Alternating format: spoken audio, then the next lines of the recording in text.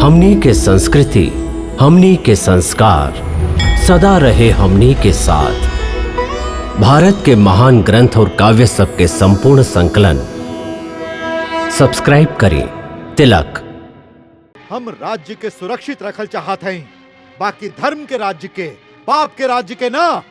जे शक्तिशाली होखेला ऊ जे करेला वह धर्म होखेला। ऐसे धर्म के राज्य काहा और पाप के राज्य काहा एक निर्णय वह करी जेकरा पास शक्ति होई। और ए समय शक्ति केकरा पास है ये आप जानत हैं। हाँ, जानत हैं। शक्ति हमेशा राजा के ही पास होला।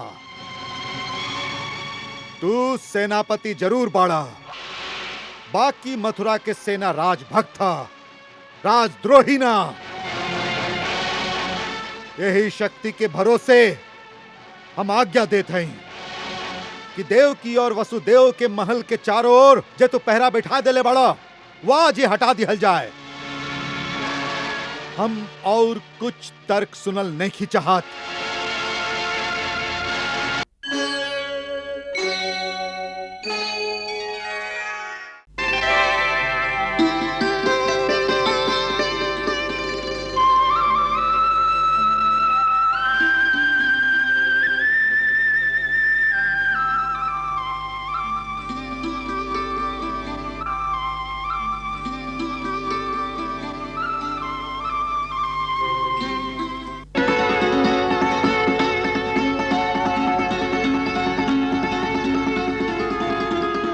श्वेतपाल, जी स्वामी। तू लोग अंदर कैसे आ गईला? सैनिक तोहरा के रोकलस ना? स्वामी, महाराज उग्रसेन जी कड़ा आज्ञा दिले हैं कि आपके भवन से तुरंत सैनिक हटा दिया जाए और आपके स्वतंत्र कर दिया जाए। अच्छा, और स्वामी सुनली है कि महाराज युवराज पर बहुत क्रोध भी कैली।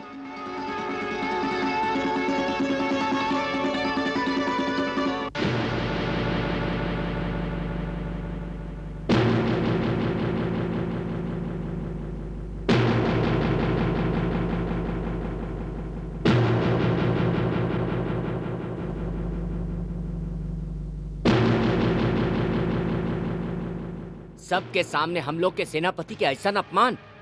महाराज के इतना हिम्मत कि एगो अक्रूर और सत्याक आदि के बलबूता पर कूदत बाड़न। इस सब वृष्णिवंशी के बंदी बना लेवे के चाहिए ना। ऐसन कैल बहुत बड़ भूल होई। पहला बात तो ये याद रखे के चाहिए कि महाराज जे कहलन कि मथुरा के सेना राजभक्त बा, उहे सत्य बा। युवराज के निजी अंगरक्षक के दस्ता के अलावा बाकी सेना महाराज के विरुद्ध कबो हम लोगन के साथ ना दिही। तो फिर का हम लोग चुपचाप अपमान सहत रहब? हाँ हाँ युवराज, ए समय यही उचित बा कि हम लोग चुप रही। ए बीच युवराज के कोनो ऐसा उपाय करे के चाहिए कि कोनो दूसर राज्य के सेना के कोनो भी तरह मथुरा ले आए। केकर सेना? आपके दो मित्र बाड़न, महाराज वाणासुर और महाराज भीमासुर। वो कौन समय काम आई है? उनका राज्य के सीमा हम लोगन के राज्य के सीमा से मिलल बा। अब यह समय बा उनका से सहायता मांगे के। चाणूर, तू ठीक कहता रहा। तोहार बात विचारणीय बा। हम कुछ ही दिन में शिकार खेले के बहाने मथुरा से कुछ दिन खातिर बाहर चल जाए और गुप्त रीति से बाणासुर और भामासुर से मिलके कौनो योजना बनाई।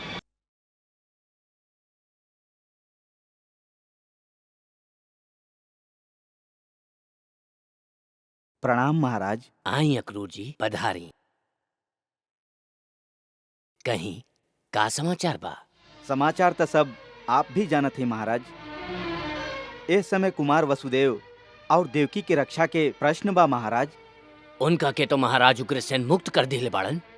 भय हमके महाराज सेना कंस से बा। आज भले वो महाराज उग्रसेन के सामने दब गईल होखे, बाकी वो पापी कुमार वसुदेव और देवकी के निश्चिंत ना रहे दी। ओकरा रहते वो दोनों कबो सुरक्षित ना रह सकी है महाराज। ता आपका करब?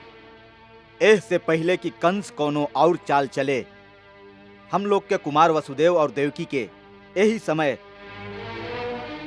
मथुरा से निकाल के कोनो सुरक्षित स्थान पर पहुंचा देवे के चाहिए। महाराज, अक्रूर जी के ये प्रस्ताव उचित बा, एह के स्वीकार कर लीही।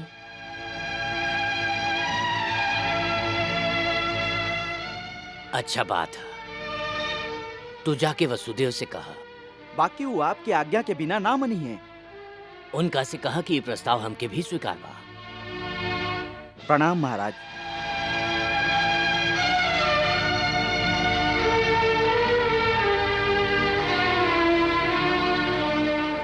आप समझे के कोशिश करी कुमार, आपके यहाँ से निकल के कोनो सुरक्षित स्थान पर गईल आवश्यक बा, तबे तो भविष्यवाणी साच हो सकी। आप भविष्यवाणी के सत्य मानत हैं? अवश्य। तब फिर जब भविष्यवाणी कैले बा ओकर सत्ता के नहीं मानत? यानी का यदि निश्चित बा कि हमार 8वां संतान कंस के विनाश करी, तब फिर इहो निश्चित बा कि हमार 8 संतान होई। अवश्य। फिर तो इहो निश्चित हो गई कि हम जहां भी रही, जैसन भी दशा में रही, हम जीवित रहब। फिर हमारा सुरक्षा खातिर इतना भागदौड़ का है? बाकी कुमार, भगवान कोनो मनुष्य के हाथ में केहू दोसर के जीवन और मृत्यु के अधिकार निखन देले। हाँ, यदि काल के ही हमके मारे के बा तो हम मथुरा छोड़ के जहां भी जाए, काल हमके उहमे आके मार दी। और यदि काल के हमके नहीं मारे के हा तो कंस मथुरा में भी हमार कुछ ना बिगाड़ सकस। ऐसे मथुरा छोड़ के गईल हमके उचित नहीं लागत। आप भाग्यवाद के बात कर रहा हैं। बाकी भाग्य भी मनुष्य के पुरुषार्थ से ही बनेला, और पुरुषार्थ कई मनुष्य के धर्म है। जे अपना धर्म के पालन ना करे, धर्म होकर रक्षा ना करे। ऐसे आप अपना धर्म के पालन करें। हम अपन धर्म के ही पालन करत हैं, और इस समय हमार धर्म यह बा कि हम मथुरा में ही रही। काहे कि हम युवराज कंस के वचन देले हैं कि हम और देव की मथुरा छोड़ के ना जाए। अपना यही वचन के धरोहर रख के हम युवराज कंस से देवकी के प्राण उधार मांगले हैं। ऐसे हमार धर्म यह बा कि हम मथुरा में ही रही। कहा कुमार वसुदेव ऐसन कहलन? जी महाराज। वाह वाह कुमार वाह, तू धन्य बाड़ा बेटा, और ऐसन सत्यवादी बेटा के पाके हमहू धन्य हो गईली। वो कोनो पिछला जन्म के ऋषि है। ऐसन सत्यवादी, सत्य के ऐसन साधक, सत्य के ऐसन पुजारी, तबे तो भगवान ओकरा घर में जन्म ले रहल बाड़न।